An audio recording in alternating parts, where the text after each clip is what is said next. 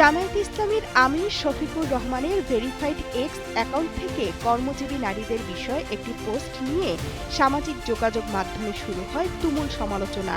এর মধ্যে তিনি ও তার দল জানান, অ্যাকাউন্টটি শনিবার বিকেলে কিছুক্ষণের জন্য হ্যাক হয়েছিল এবং সেই সময়ের মধ্যেই পোস্টটি করা হয়েছে।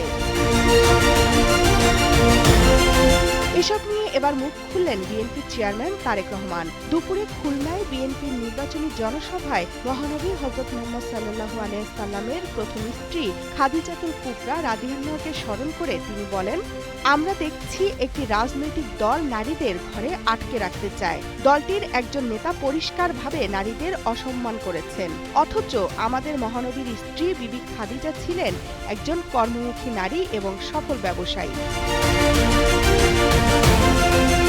যাদের কাছে নারীদের সম্মান নেই তাদের কাছে দেশ নিরাপদ হতে পারে না বলে মন্তব্য করেছেন BNP chairman Tarique Rahman.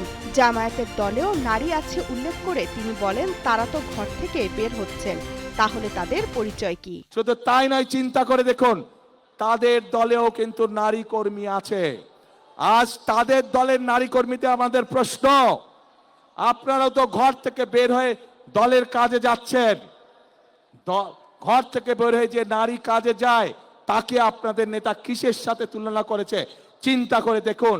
Sunshine আটা ময়দা সুজি, ভালোবাসায় তৈরি। তাহলে আমাদের প্রশ্ন, ওই দলের যারা নারী সদস্য আছে তাহলে তাদের প্রকৃতি পরিচয় কি?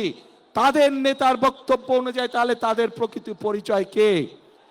যেই দলের নেতা নিজের দলের নারী কর্মীদেরকে এইভাবে অপমানিত করতে পারে, সেই দলের নেতা যদি সুযোগ পায় তাহলে বাংলাদেশের সাধারণ নারীদেরকে, সাধারণ মা বোনদেরকে তারা কিভাবে অপমানিত করবে, যার অবশ্য উদাহরণ আমরা 1971 সালেই দেখেছিলাম।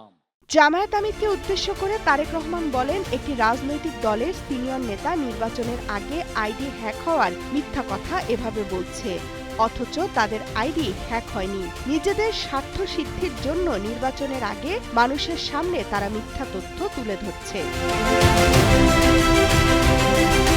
এদিকে কক্সবাজারের নির্বাচনী জনসভায় জামায়াতে ইসলামীর আমির অভিযোগ করেন, নারী হেনস্থাকারীদের বিরুদ্ধে শক্ত অবস্থান নেয় একটি পক্ষ জামায়াতে ইসলামের পেছনে উঠে পড়ে লেগেছে। এর আগে জামায়াত আমির বলেন, দলের ইস্তেহার দেখে নারী বিষয়ে তাদের মূল্যায়ন করতে মিথ্যা তথ্যের ওপর নয়।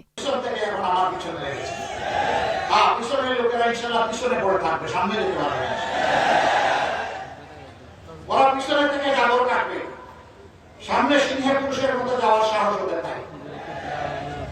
আহ্বান জানাই, আসুন নিজের আদর্শ, কর্মসূচি, পরিকল্পনা, বক্তব্য, চরিত্রে নিয়ে আসুন। বলবা আমাদের দল, আমাদের শাসকই পারবে, আমাদের সরকারই পারবে একটা দুর্নীতিমুক্ত বাংলাদেশ দিতে। অবশ্যই বলে নাই, কেউ কেউ বলেছেন ত্রুটি চেপে ধরতে, বগলের তলে রেখে না, আর আপনি দিবেন বাংলাদেশ দুর্নীতিমুক্ত।